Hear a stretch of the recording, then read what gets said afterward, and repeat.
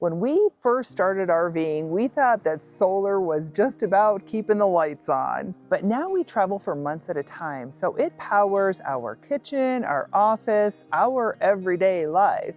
This video is for anyone who is wanting to upgrade their RV solar setup or wondering if it's even worth it to do it at all. Because we've done this 2 times now, we have learned a lot. In our old rig, Pete did a DIY inverter install. And one day I forgot that he was running the coffee maker. At the same time, I turned on the blower dryer and we blew a fuse. That's the point in time that we realized seasonal, full-time RV life needed real power. When we upgraded to our current Grand Design 303 RLS, it came with only one 100 amp hour lead acid battery and a single 370 watt solar panel.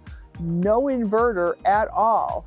And it's got a 12 volt DC fridge, which won't even run on propane. It needs electric only. So that means it is critical that we have enough battery power to run that fridge all the time and anything else that we want to run along with it. So before we even left the dealership, we had them remove that lead acid battery and we had them install a 300 amp lithium ion battery that we provided, along with a 3000 watt inverter. That got us to the bare minimum of what we needed to start boondocking. And once we got home, Pete took over.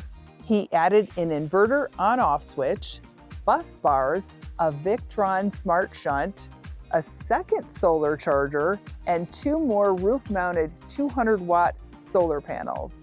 Then we even added another 600 watts of portable solar panels that we move around on the ground. And he added 2 more lithium batteries, bringing us up to a total of 900 amp hours of batteries.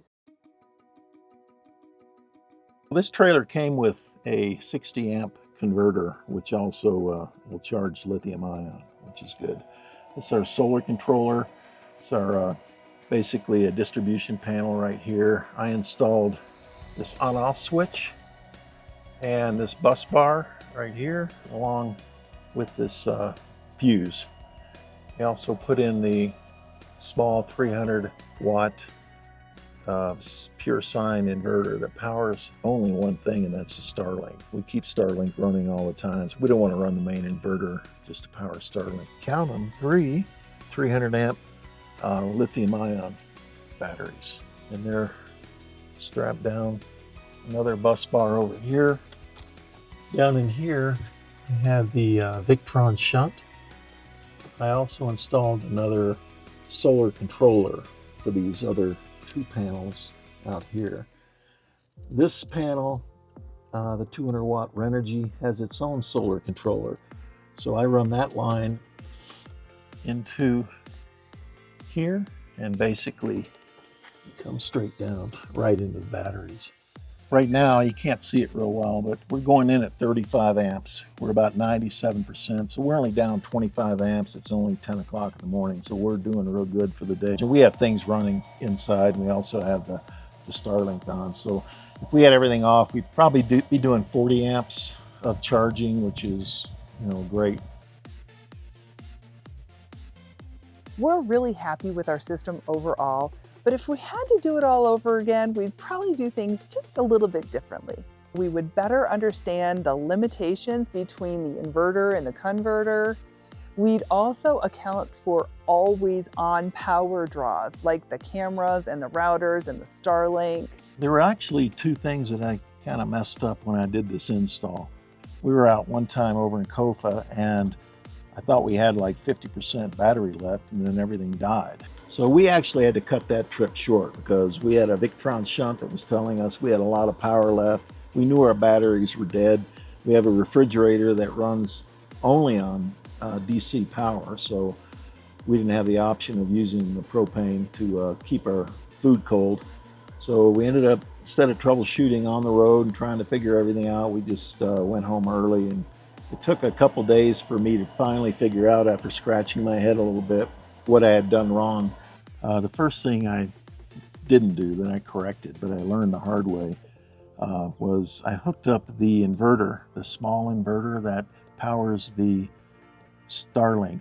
I hooked it directly up to a negative side of the terminal. So if you don't hook everything up through the Victron shunt, it's not going to measure what's going in and what's going out. The juice that was powering the small inverter for the 5 days that we were there wasn't registering coming out of the battery bank.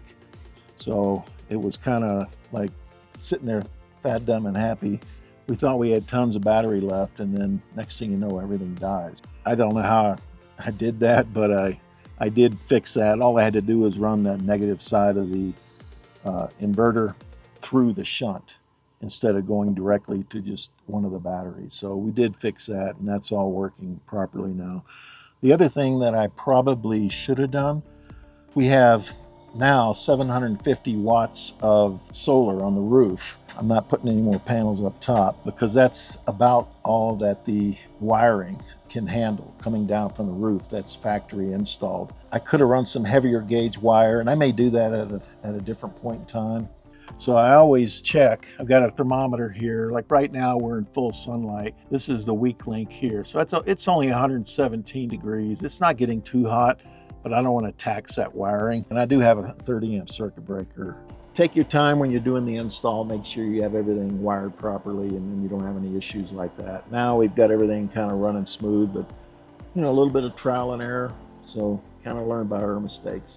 We've accepted in the past and continue to accept that solar will not run our 2 air conditioning units, not this rig and not this gear. When it's hot, we run our generator or we plug into shore power at an RV park, and that's okay with us because we actually like to travel in places with mild weather. So we're trying to avoid super hot weather where we need to run our air conditioner. There is no one size fits all for a solar setup. But if you start with your lifestyle instead of just a parts list, you're going to come up with a solar system that fits your lifestyle and works for you. I've got an entire playlist with gear tips and campsite setups and real-world life lessons that we've learned after doing this for so many years and camping in all different sorts of places. I'll leave a link for that in the description below. If you have any questions or suggestions, please leave a comment below. Pete and I would love to hear from you, and we would love to help. You know, we went through a whole lot of things to sort of learn our way through all of the systems that it takes to get to boondocking and being really comfortable with it. So you might as well learn from our mistakes. Let us know what questions you have and we'll help you out. Talk to you again soon.